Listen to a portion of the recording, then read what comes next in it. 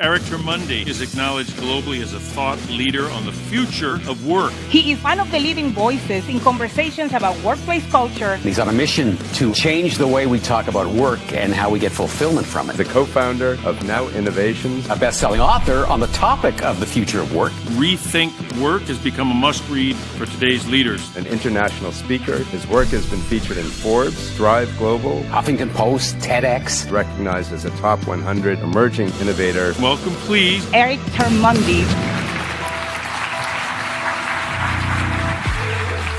There's a story that I want to share with you that really honed in the importance of this idea of community.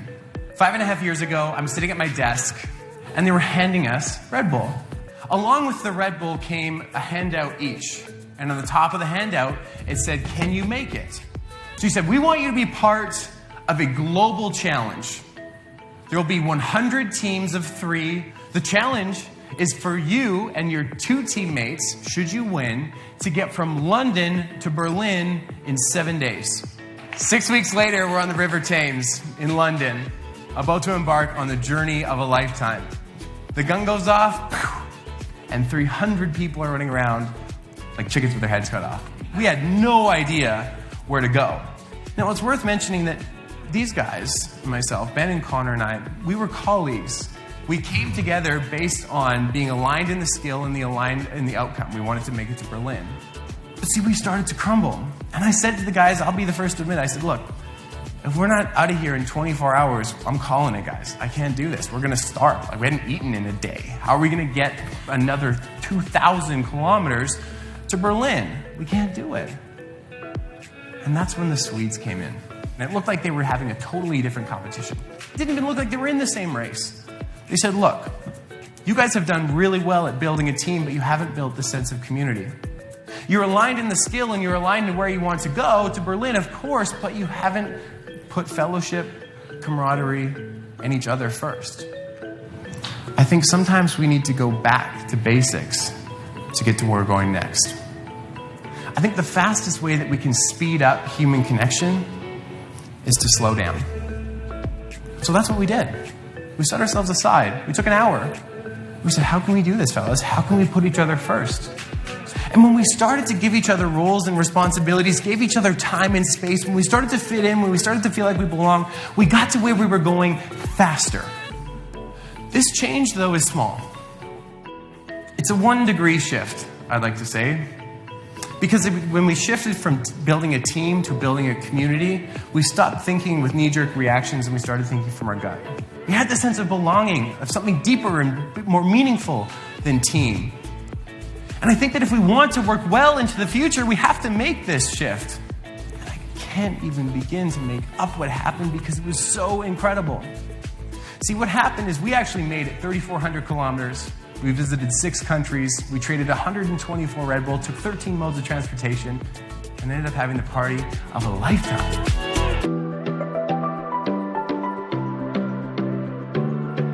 And so what I want to share with you today is just little shifts.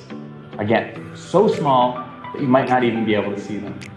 The smallest viable change that I think we can make is to make 3, just 3 today, 3 1-degree shifts that will help us understand and develop a stronger sense of community. Does that sound good? The first shift that I want us to make is to focus on who we're attracting and not what. For so long, I go back even decades now, we've been building teams and not communities. And sometimes when we're building teams in sport, we'll say we need a point guard, or we need a defenseman, or we need a midfielder. But we don't talk in the corporate world about who we need. I live in Vancouver. I flew in from Vancouver last night, and my friend Emma had broken up with her boyfriend 2 years ago. Difference of interest, no big deal. She loved hiking, he loved Xbox, no problem. She did 65 hikes 2 years ago. I got on a couple with her. It was great. Love hiking, no problem. But then when she broke up with him, she started to do what statistically 60% of us do, and she went on to online dating. She was looking for what? She was looking for a male, roughly her age. That's what she's into. And as she was swiping, this is kind of what she saw.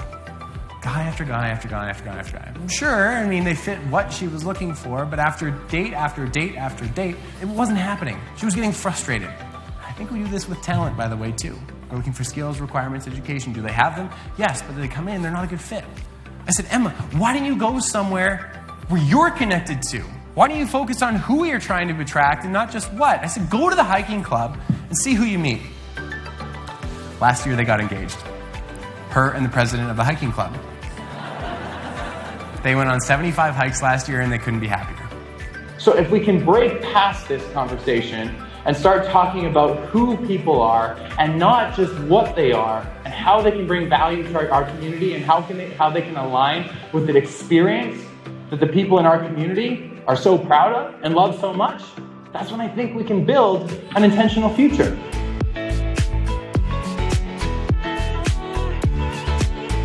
The second thing I wanted us to do today is to really plant the flag. Understand the creative elements of your flag, of the brand, of the culture, of the community. We put our flag in the ground. What do we stand for?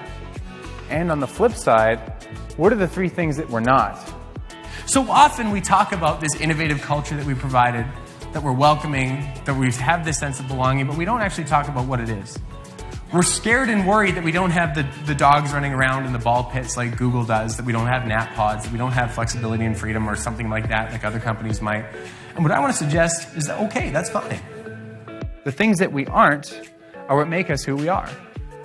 There's a lot of power in that. A lot of us say that we're progressive, we're innovative, we're forward-thinking, we're collaborative. Got it. So is everyone else. What are you not? And if I can offer an analogy, I want our cultures to be a lot like cilantro. What? Cilantro. Quick show of hands, who loves cilantro? Work with me.